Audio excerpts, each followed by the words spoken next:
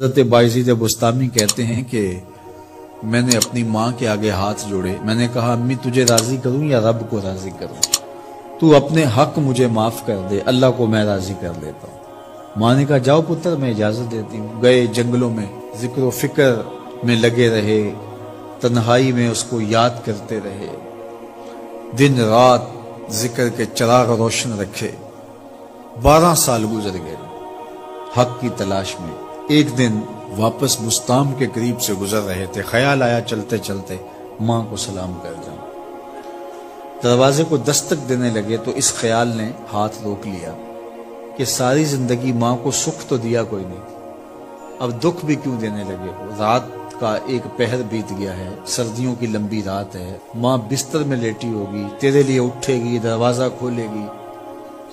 دروازے کے ساتھ ہی لگ کے بیٹھ گئے اور ساری رات کاٹ دی، اس خیال سے کہ ماں کو تکلیف نہ ہو۔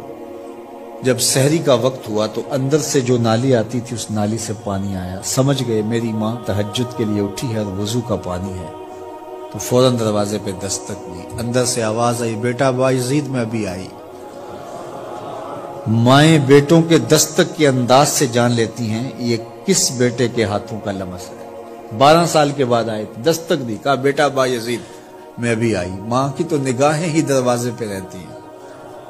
اللہ اکبر۔ کہتے ہیں کہ ماں نے دروازہ کھولا، 12 سال جنگلوں کی خاک چھانتے بیت گئی تھی، پراگندہ صورت، بکھرے ہوئے بال، پھٹے ہوئے کپڑے۔ میری ماں کی جب نگاہ میرے پہ پڑی تو اس کی چشمان سے موٹے موٹے آنسو ٹپکنے لگے، اور اس نے ایسے ہاتھ پھیلا کے کہا مالک میرا بیٹا بایزید تیری طلب میں نکلا تھا، تو نے ابھی تک اسے اپنا قرب نہیں دیا۔ حضرت بایزید بستامی کہتے ہیں 12 سال کی ریاستوں سے جو کچھ نہیں ملا تھا ماں کے اٹھے ہوئے ہاتھوں سے مل گیا۔ میں نے کہا مالک میں تجھے کہاں ڈھونڈ رہا ہوں، تو کہاں موجود ہے؟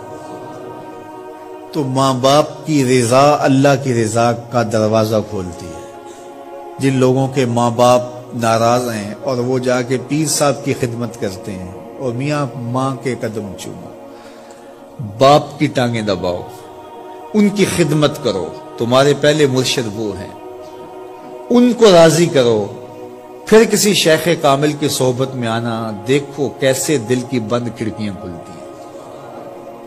ایک مرشد تو ناراض کر آئے اور دوسرے مرشد سے تمہیں کیا ملے گا؟ تو راستہ یہیں سے کھلے گا۔